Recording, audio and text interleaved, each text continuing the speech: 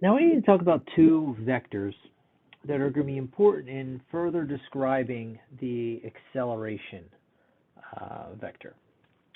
So, we talked about the velocity vector, and there's really not a whole lot other than talking about how it describes the direction and the speed. But we really haven't talked a whole lot about acceleration. In order to get to that, we need to talk about the unit tangent and the unit normal vectors. And so, let's start with the unit tangent vector. A unit tangent vector, okay, is the tangent vector unitized. Okay, it shrinks the tangent vector to a magnitude of 1.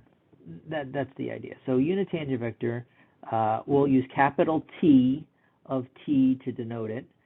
So let C be a smooth curve representing r of t on an open interval a to b. Okay, so r of t is the position function. The unit tangent vector, described by capital T of t, is defined as r prime of t over the magnitude of r prime of t. We know the tangent vector is r prime of t, right? R prime of t is that tangent vector.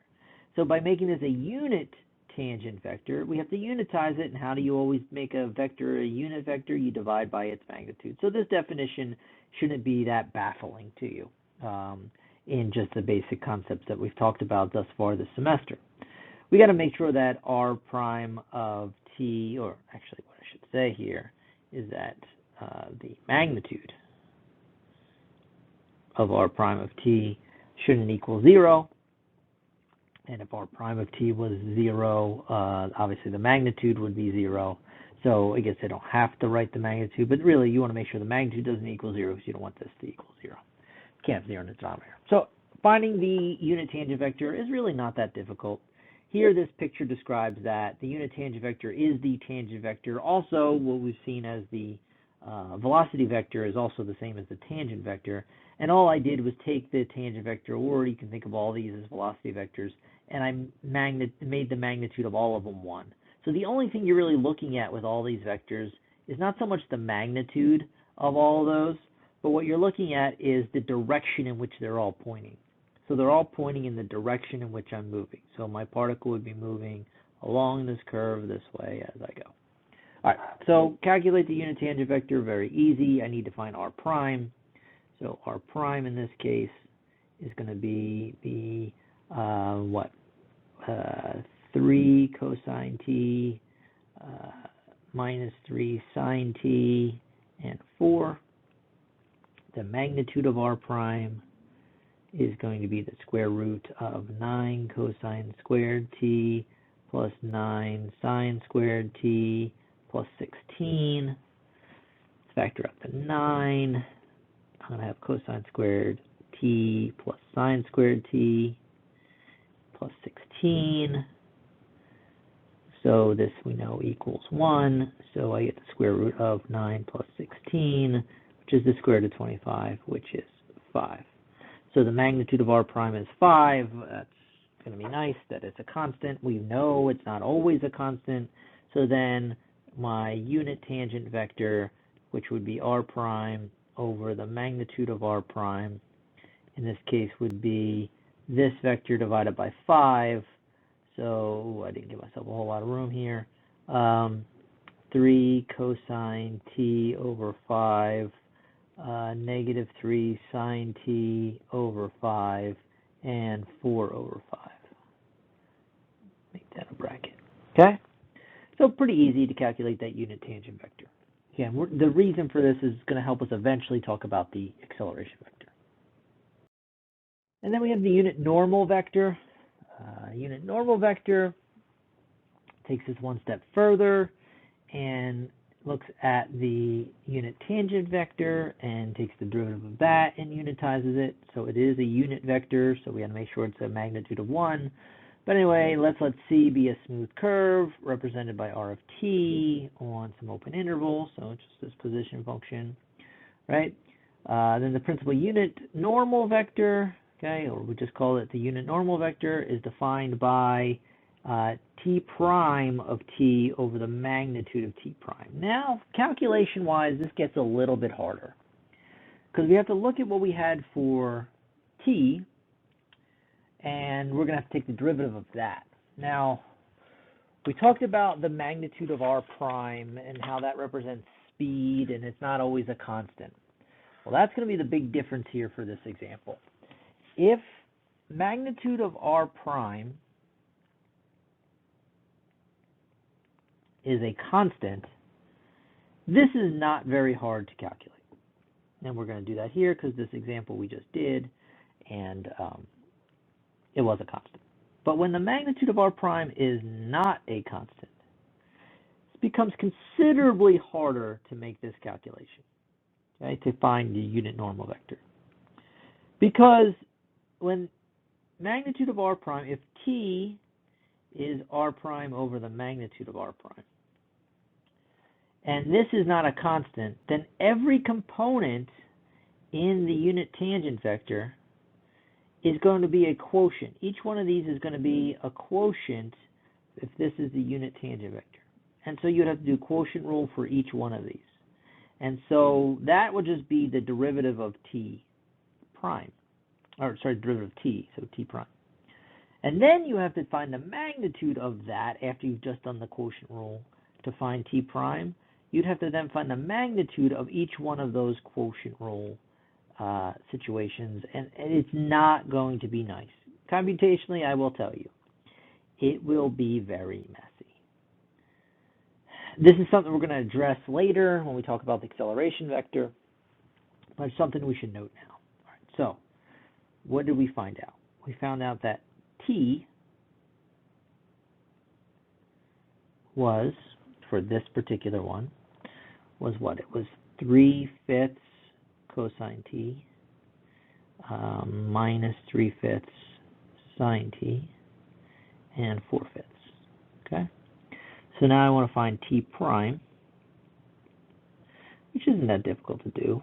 Okay? Because the magnitude of r prime was a constant, this is still a pretty easy derivative to do. So minus 3/5 sine t, this will be minus 3/5 cosine t, and this will be 0. I think you could see how this could really start getting messy, like I said, with the magnitude of r prime not being a constant. So now we need the magnitude of t prime. All right, so the magnitude of t prime would be the square root of 9/25 sine squared t plus 9/25 cosine squared t plus 0 squared. Again, we'll do some factoring. Factor out the 9/25. You get sine squared plus cosine squared, so you get the square root of 9/25, which gives us 3/5. Okay. So then n, again, not hard to calculate in this case because this was equal to 5 in the last example. So we end up with essentially this divided by this. So if you're dividing by a fraction, you flip and multiply. So what I end up getting is negative sine t, because the 3/5 and the 5/3 will cancel, cosine t, and 0. So pretty easy there in that example to find n, but not always. I just keep saying that, not always. A couple of things to talk about as it relates to the unit tangent and the unit normal vector. One, the unit normal vector always points in the direction that the curve is turning. Points in the direction of concavity. Fairly similar to the acceleration vector, but the unit normal vector is not the same thing as the acceleration vector. It's part of the acceleration vector, but it's not the same thing. But it does point in the direction that the curve is turning. Okay? That is very similar with the acceleration vector. And t always points in the direction that you're moving, similarly to how the velocity vector does. And the unit tangent vector is much more similar to the velocity vector than the normal vector is to the acceleration vector. All right. So the unit tangent vector and the unit normal vector are related, right, in fairly large amount of ways. If we think of the unit tangent vector as tangent to the position vector, right, as the tangent vector, just unitized, then the unit normal vector should be tangent to the unit tangent vector. Okay, it's the derivative of the unit tangent vector, so it's tangent to that. Right? If we take the derivative of the position, we get the tangent vector. Take the derivative of the tangent, we get the tangent to that, and that's what this is saying. So the unit normal vector is tangent to the unit tangent vector. All right. Now, the unit tangent vector is similar to the velocity vector, okay? In that it's just a velocity vector that's unitized, right? That's all. It just takes the velocity vector and makes it magnitude 1. So it only does the fact that it talks about the points in the same direction as the velocity vector. But we don't get any information about speed because the magnitude is always 1 for the unit tangent vector. Right. The unit normal vector, however, is not the same thing as the acceleration vector. It's only a component of the acceleration vector. It doesn't necessarily point in the exact same direction, but it does point in the direction that you're turning. So that's something to understand. It doesn't point in the exact same direction, but it points in the direction that you're turning. The unit tangent vector and the unit normal vectors will always be orthogonal to each other. And so as we talk about how these two vectors describe more about the acceleration vector, a lot of this will become more clear. Okay?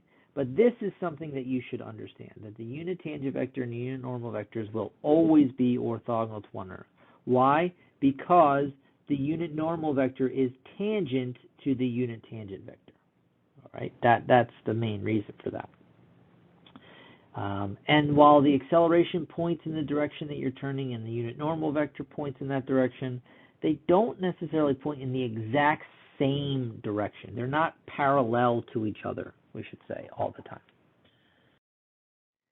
There is a third vector that I'm going to talk about real quick, but a third vector doesn't really come up in terms of looking at this acceleration decomposition that we're eventually going to get into, but we talk about it now just because it's a good space to talk about. It's the binormal vector. So let C be a smooth curve represented by some position vector on an interval. Then the binormal vector is the cross product of the unit tangent and the unit normal vector. So we just said the unit tangent vector and the unit normal vector are always orthogonal to one another. And the binormal vector, being the cross product of those two, is orthogonal to each of those. Okay? It meets those. So what we basically do is we create a 3D axis system here at a particular point. So at this point right here, right, we just created a little 3D axis system where the unit tangent vector, unit normal vector, and the binormal vector are our three axes. And that axis system will move, okay, and change direction based off of how the curve is turning in 3D space. And this animation kind of gives you some of that. So looking at this, it doesn't really matter which one is the binormal vector, the unit tangent, or the unit normal vector. They're all, going to be unit vectors, okay? But you kind of see this idea of this 3D model, kind of seeing that 3D system moving, and it's describing the turn of this curve. So this curve is, kind of going inward that way. So you're turning in multiple directions. You're not just on a flat plane making a curve like this. You're moving, in and out as well of the screen while you're doing that. So seeing that 3D motion, sort of seeing this 3D model of axes moving and turning gives you an idea of how the curve is really twisting and turning around. But anyway, all these vectors are orthogonal to each other. There are a couple of planes that are created by this axis system. One is the plane determined by N and B, okay? So these two vectors will create a plane here, all right? We call that the normal plane, okay? It consists of all the lines that are orthogonal to T, so anything that's orthogonal to T will sit in that plane. More important one is the plane that's determined by T and N. T and N is called the oscillating plane.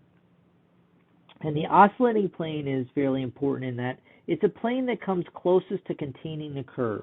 If you could make a curve sit on a flat plane, like say, your screen, and make it go on that flat plane, at a particular location, because this is turning so much inward, outward, left, right, up, down, because of all the turning that's happening here, if I could make it sit on a plane, a single plane as much as possible, the plane it would sit on best would be this oscillating plane that consists of these two vectors. But that's going to change because you see this rotating around. So think of this plane.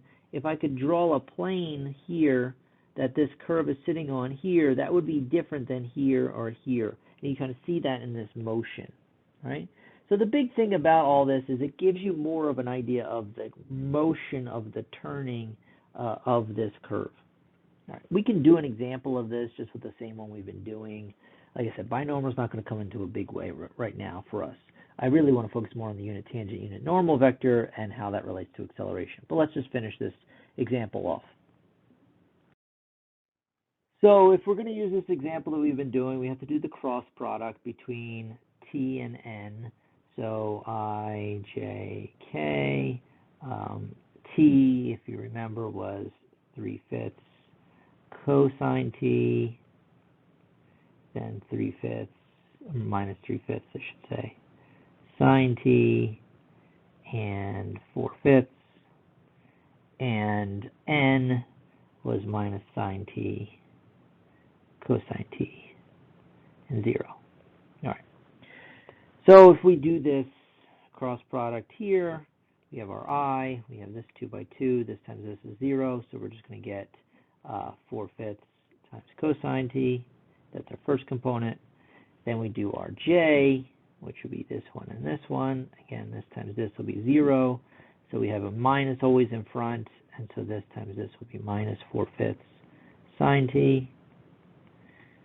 And then finally we have our k, which is this one. So this times this is going to be cosine squared, so 3/5 cosine squared t minus this times this. So what do we have? A negative, and another negative. So 3/5 sine squared t.